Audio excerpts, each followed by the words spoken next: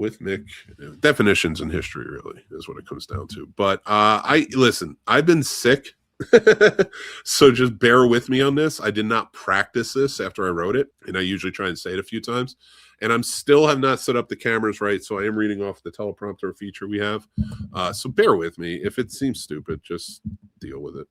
If you're listening to this, you can't tell how stupid I look. So I appreciate you.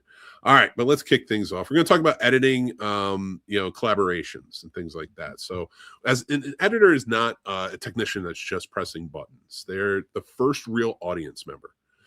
A director sees what they meant to shoot. An editor sees what actually works. That distance, the objectivity is where the film becomes clear, and the editor is the one that puts that together. When the relationship works between a director and an editor, it defines careers. Like the three we're going to talk about tonight. They help shape the film industry, film history, and the film industry. Martin Scorsese and Thelma Schoonmaker are the first ones we're going to be talking about. We have a couple of clips to kind of go over as we do this. Watching the boxing scenes in Raging Bull, you notice the rhythm. The violence isn't just physical, it's psychological. Cuts accelerate when Jake LaMotta is throwing punches. Each frame is chaos. They slow when he absorbs, he pulls back. He's taking it in. The edit isn't just showing punches, it's showing character. But it also forces, through perspective of the cuts, to see both the fighter as a spectator and the mind of our main character. Scorsese worked with Thelma Schoonmaker for decades, still does. And that kind of trust allows these bold decisions. And in the second clip that is playing, it reshaped entire moments. Moments can linger longer than expected. Look at Goodfellas. The Copacabana scene, the entrance, is a big one. It's very famous. It's a oneer. It's not just that famous tracking shot, though. It's how the sequence flows into the next scene and the scene that came before it. It's seamless. Everything is choreographed on set, but having a tight collaboration with your editor makes perfect scenes like this happen. The sounds, music, dialogue, the flow of the camera movements, everything needs to fit the frame of the whole movie. And an editor helps build that out, especially when you have a great collaboration. It's how momentum never drops. It's editorial rhythm. That's collaboration that becomes identity over time. And the second one that we have is Steven Spielberg and Michael Kahn, who've worked together for decades. We're shifting gears a little bit on this one. In Jaws, the editing is almost invisible. Clean geography, there's clear reaction shots, precise escalation. The panic works because the audience always knows where they are. Michael Kahn has edited most of Steven Spielberg's films for decades. And let's look at the truck scene from Raiders of the Lost Ark specifically. It's another scene of pure chaos. There are dozens of cuts, but never confusion. You understand where Indy is, where the truck is, what's at stake throughout the entirety of the thing.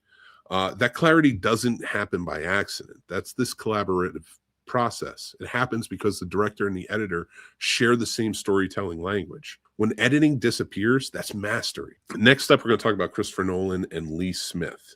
We're jumping into a more modern complexity of this type of collaboration. And, let's talk about Dunkirk first. Dunkirk runs on 3 different timelines: land, sea, and air. Different durations, different pacing, all converging. One takes place during a week, one takes place during a day, and one takes place during an hour. But they all play seamlessly through the crosscuts. They're all converging. That structure isn't just written. It has to be engineered in the edit. You look at the final act of Inception, another good one for crosscuts, especially if you want to learn editing. That's a great one. Multiple dream levels cutting simultaneously. Each layer has its own rhythm, and yet the audience tracks it. That clarity inside complexity. That's editorial architecture. Nolan designs the blueprint. Lee Smith builds the structure. The reality of the collaboration is, here's what matters. In the editing room, scenes get cut entirely. Third acts get rebuilt. Performances get reshaped. Directors are often too close to see what isn't working. Editors provide distance, but collaboration only works with trust. Without trust, different story. Directors micromanage. Editors play safe. The film becomes rigid. With the trust, you get something that really helps build something. The risk does happen with when you have the trust between them. Structure improves, and your identity really forms. It's hard to form an identity as a filmmaker of one. That's why the greatest partnerships last decades, and I mean that. Scorsese and Schoonmaker, Spielberg and Kahn. So I forgot Kahn's name for a second, and Nolan and Smith. They're all different eras, different styles, but the same truth, and they all work seamlessly together. Cinema is not a solo act. I'm always big on it's a conversation. I'm always big on collaboration. And the director brings the vision, the editor refines it. And having two heads like that really helps in most cases. And somewhere in between is the intention and the precision that these two can bring together. The film becomes what we remember. Next time you watch a film with one of these directors, don't just look for their signature. Look for their rhythm. Look for the structure. Look for the cuts, specifically the cuts. Because behind every great director is an editor shaping what you feel. And that is so important. So thanks a lot for watching this film history episode. I appreciate it. And hopefully it was entertaining. I wrote this one while I was sick, so I was a little out of it. But let's bring the guys back in. Welcome back, guys. That was awesome, man. Thank you. I'm trying to get the hang of it, I should say.